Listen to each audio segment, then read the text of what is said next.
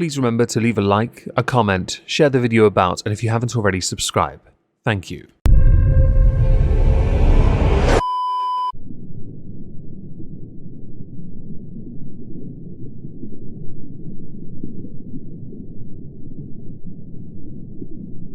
Well, isn't this just fantastic? Captain's log, subdates 230601.8. Are we allowed to do these again? Is it safe? Can we resume our story and perhaps cause a little more mischief? We can only torture Bork so many times privately before this gets tedious. We do like to share after all. Welcome everyone to the exhibition of stupid people. Today we are going to start with a British television presenter called Phillip Schofield. Rose to fame in the 90s with Gordon the Gopher the Puppet. Went into obscurity, came back as a host of a morning television show called This Morning, where he and Holly Willoughby presented for over 14 years. Quite a lengthy stretch. Last year, he and Holly got into a bit of trouble because they jumped the queue to go and pay their final respects to Queen Elizabeth II. They claimed it was otherwise. Bitch, don't lie. He also tried to come out as gay last year as if no one knew from the offset that he was gay anyway. Apparently his wife was the last person to find out. For the story we're going to tell, we go back to 2011. Phillip Schofield's future colleague, this is important, this colleague crops up a few times, made a Twitter account, tweeting at Phillip Schofield, "Hey Phillip, thanks for following me, how are you?" In 2014, the teenager made another Twitter account after turning 18. So yes, 15 at the time of the first tweet. Phil had tweeted at him saying, "Hey, welcome back, how's the acting going, got the big break yet?" The account's private, so the reply is unknown. A few minutes later, Schofield posted another tweet saying, "All good, see you on ITV this morning, so for soon then." In April 2016, the student started working as a runner on This Morning at the age of 20. He previously visited the show where he met Holly and Phil for a tour of the studio, picture included. He also interviewed the presenter in 2015 about his time fronting the award-winning program which he loves so much. In 2020, Phillip Schofield came out as gay. After being married to his wife Steph for 27 years and having 2 grown-up daughters, this one was quite interesting. In May of this year, his brother Timothy Schofield was convicted of 3 counts of causing a child to watch sexual activity, 3 of engaging in sexual activity in the presence of a child, 3 of causing a child to engage in sexual activity, and 2 of sexual activity with a child, and was sentenced to 12 years. Something though that might have caused a bit of friction, and certainly didn't help, was that when Timothy Schofield was on trial, his co-presenter, Phillip's co-presenter, that is Holly, knew nothing about it. Not helped by the fact that Phillip had said that their friendship hadn't been easy. It was rumoured for a number of years that their relationship had fractured. After 14 years working together, I'm not surprised. So they continued to present the show despite the drama that unfolded on social media. Body language experts, though, picked up on the tension quite quickly. On May 20th, Phillip Schofield quit the show. In a statement he said, "I've always been proud to cover fascinating stories on This Morning, but recently This Morning itself has become the story. I understand that ITV has decided the current situation can't go on and I want to do what I can to protect the show I love." It's going to cost them about 10 million to fix it, by the way. "So I've agreed to step down with immediate effect." What had happened was, Phillip Schofield had engaged in a romantic affair with the earlier mentioned colleague, the one he knew when they were 15 years old. This happened while he was married to his wife Stephanie, claiming the consensual on-off relationship was unwise but not illegal, and that he was very sorry for the affair. His statement being this part here, yeah? Holly knew nothing about it, and when she had asked him about it, he had lied to her face about the relationship even happening, which is where the relationship fell apart. As a consequence, Phillip Schofield has been dropped by ITV in his entirety. His agents have excommunicated him. Former colleagues, Eamon Holmes, has been absolutely flaying him on every social media platform and television that he can get his hands on or put his mouth on. Loose Women Stars, a TV show on ITV that I don't care for the name of, it's a load of crap, had actually made formal complaints about Phillip Schofield's affair, but nothing came of it when they reported it because it wasn't illegal. And the reason the host from Loose Women knows about this is because the person that Phillip Schofield had the relationship with, who was 15, then 18, then 20, yeah, well, that relationship went sour and they had moved to Loose Women instead. And they told that host. How to ruin your career. Wasn't Phillip Schofield another kids' TV presenter from like the 80s and 90s? Like Rolf Harris and Jimmy Savile. I don't want to lump him in with them, but something about this doesn't feel right. Enjoy your path to obscurity. Oh, and one last thing. Jack Jones, a YouTuber, filmed a video with a confetti cannon in a restaurant to celebrate gaining his millionth follower on YouTube. In the background, Phillip Schofield is sitting at a table with a young man. Phillip Schofield then went to beg Jack Jones not to upload that to YouTube because it would ruin his career. Well then. If Jack hasn't already, he should definitely upload it now, because it's not like Phillip Schofield's career is going to go anywhere but down now. I'm going to throw an honourable mention because Roy Chubby Brown features on this channel within the exhibition of stupid people far too many times. To be honest, it's not really because of what he's done. It's because councils, more and more of them, are taking the stance of, but your jokes are... I can't say it right, I'm a little sore on the throat if you hadn't noticed. Recently, his team were left baffled and confused after claiming they were told there were no plans to book him to perform at the Forum in Barrow. The council did not specify when asked if the comedian had been informed he would not be booked, saying it would make a decision once new bookings policy based on its set of values was in place. He's played there multiple times before, and much like times before, many of them been dubbed controversial. In 2019, former Barrow MP John Woodcock, now Lord Walney, urged the Forum to consider cancelling after being contacted by a disabled constituent who was mercilessly pilloried by the entertainer when he visited Barrow in 2016. It's called comedy. If you go to a show and a comedian berates you, barracks you, bollocks you, and humiliates you, it was a good show. I say this because I've been done before by a comedian. 16, 17 years later, I can promise you I still laugh at it. The comedian is Patrick Monahan. He annihilated me, alright?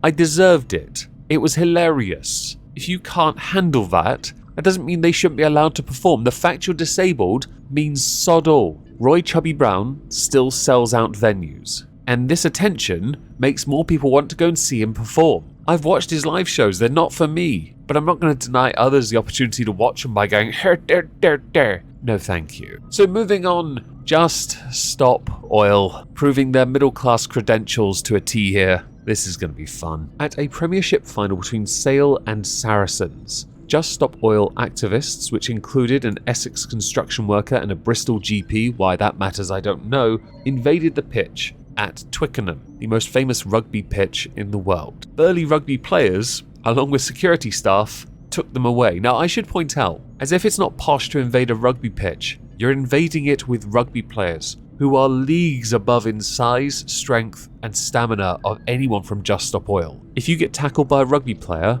it's pretty painful. They don't wear armour, and they're as big as an American football player. The one major difference is they don't need armour to play. They don't stop for plays. They keep going. They have ridiculous stamina. But it's also a very posh sport to an extent because even the players are remarkably posh. Now, the activists who struck at the home of English rugby have been identified, as you now know. They ran towards the middle of the ground where the ball was at the time. They then released a distinctive orange powder of sherbet.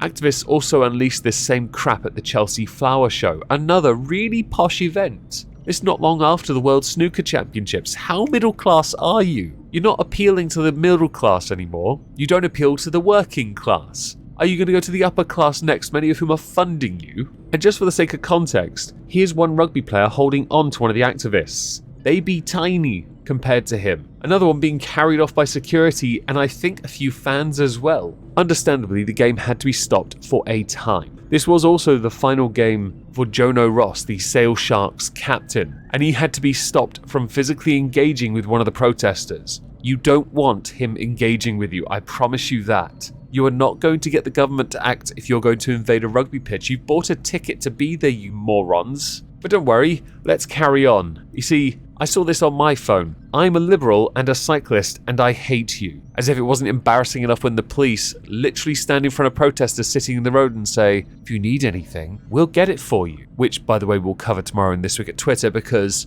it was on Twitter, therefore it's twat-worthy. But the article, Furious Cyclist Scolding Just Stop Oil Eco-Clowns. The self-declared North London Liberal, someone who typically supports leftist causes, scolded the activists and said they were hurting the green cause. The cyclist also said, "I hope you feel better about yourselves because all you're doing is harming the cause." The Metropolitan Police had tweeted, "Police remain at the Just Stop Oil protest along Holloway Road. Islington officers imposed Section 12 conditions on those involved and the road is now clear. Where protesters move to serious disruption or criminality, we will take action to clear the road." Only after they got permission though, because that's what they need really. And all the bureaucratic approval forms from the king himself, no less. Section 12 means, by the way, they can force you onto the path. Right, well that totally makes it better. I don't agree with them forcing you or any protester from moving out of the road, because I believe in natural selection. Also, that cyclist had to go on the path to get around them because they wouldn't move out of his way, dickheads. Cyclist doing something green, getting stopped by eco-warriors who want to protect the environment by, well, stopping a cyclist from being able to move. Interesting choice there, interesting choice. It really resonates with the oikery of North London. I say oikery of North London with a level of irony because there aren't any oiks in North London. But while we're here, let's talk about Prince Harry, because sod it, he's a twat, he needs mentioning. So Prince Harry has lost a legal application in his phone hacking trial against the Mirror Group newspapers. This comes days after a judge had denied the Duke's application for a legal challenge in his separate legal case against the Home Office. The one against the Home Office is because he wants to pay for police protection. The thing is, that's not how this works. The police are not at your beck and call because you're not a working royal. Additionally, they are not thugs for hire. They are not security for hire. If you want security to hire, you go to one of the many firms in this country that offer that service. The lawyer representing Prince Harry, David Sherborne, and several other claimants against MGN made an application to enter 3 new witness statements into evidence on Friday. Now, he had argued